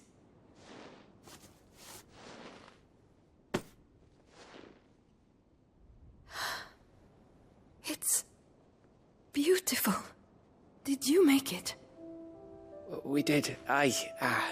It's from all of us here at the Hideaway. Your new family, like. It's a good luck charm.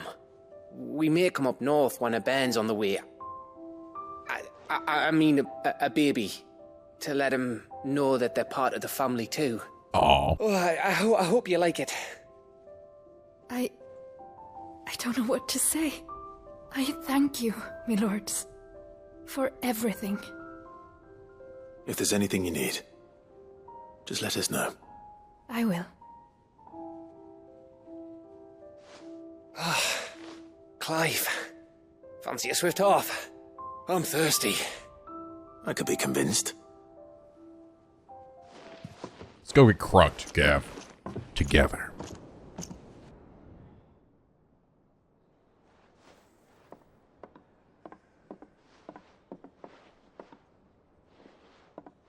Cutscene.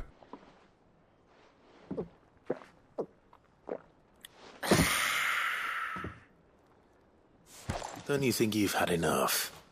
Oh, we're celebrating. I'm gonna be a father. I think Edda might have something to say about that. You know what I mean. Bit of light in these dark times.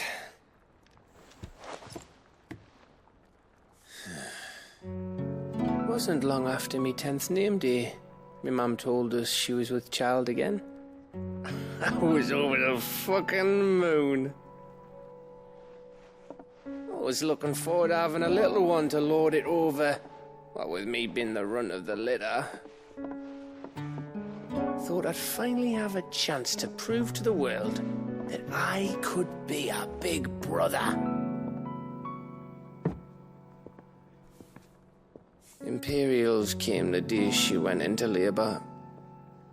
Had myself a baby sister. And then I didn't. Me whole family gone in a blink, while I hid in the cellar like the spineless little arsehole I was. Great brother I turned out to be.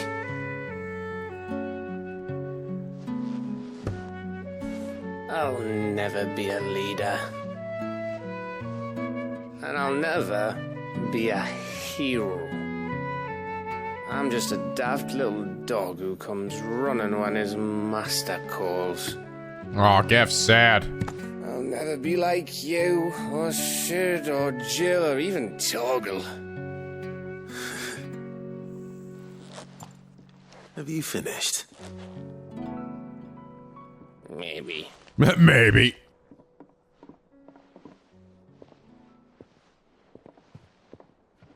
Do you know why you're our best scout? Because you don't need anyone to hold your hand. Without your resourcefulness, your courage, your determination, I don't know where we'd be. Maybe hanging off a cliff like, That was only the once. Exactly. You learn from it. And here you are after founder knows how many missions, stronger for everyone. And let's not forget Rosalith. Who was it who freed me from the dungeon? Who was it who ran to Jill's rescue? That would be me. Because you're our brother, Gav. My brother. Aw. I like Gav. He's a pretty great character.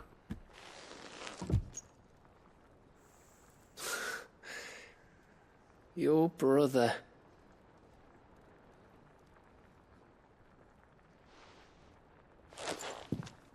Which means that when the time comes, I get your room.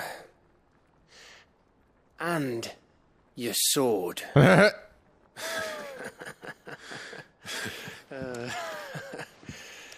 You bitch. Oh, that was sweet. Very, very sweet. Yeah, like, Gav is definitely one of the really good characters in this game, I think. I may have had one too many. you may have had 10 too many. I said I was thirsty. Better get back to work anyway. After I walk this off. Clive? What is it? Thanks for, you know. I know.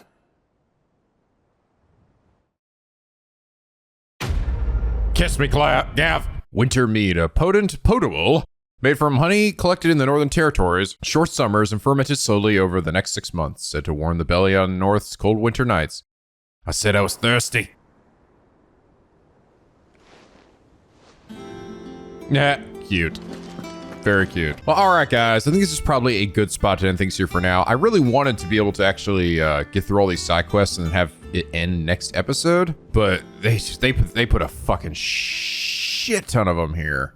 Granted, some of them are, you know, still kind of whatever, but like I get the purpose of the one with the scout, you know, leading up to this, but I also feel like at this point in the story, it also felt kind of weird because we're like about to go fight the final boss and it's like the end of all things. We're like, yeah, we're still recruiting guys. Like, the fuck is this little shithead gonna do for me? Fighting Ultima, you know? It feels like maybe it should happen a little bit earlier. But there's still like, from what I can tell, at least like 8 quests left, assuming that quests don't unlock after I finish them. So either next episode will be another, just like the last bit of the side quests, and then the one after is the finale, or if it ends up being that a lot of the ones next episode are pretty just short and stuff, I might just hop straight into the end for next time. So we'll see. But yeah, still, there are definitely some good ones in here. And again, I think that Gav is definitely one of the best like side characters in this game.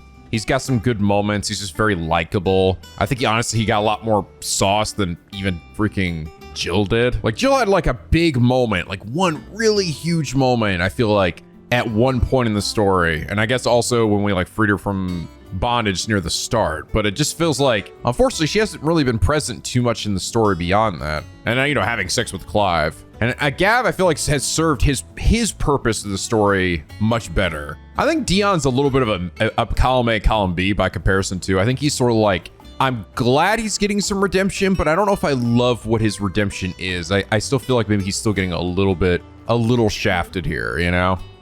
Mid can fuck right off. I'm sorry, at this point I've just kind of lost it with Mid. Cute character, but all her quests are just, in my opinion, fucking suck. And that quest with Torgal was just adorable. Torgal's a good boy. And I actually did enjoy bonding with Joshua there over their father, it was nice. So there's definitely some good ones here at the end of all things, and I do appreciate that. It's sort of like saying farewell to all your little buddies here at the Hideaway. But anyway, guys, I hope you all enjoy this episode. If you did, please leave a like and a favorite, and subscribe to an already become a picky penguin aboard the SLP, where the days are always sunny and the vids are always funny. And as always, guys, till next time, stay classy.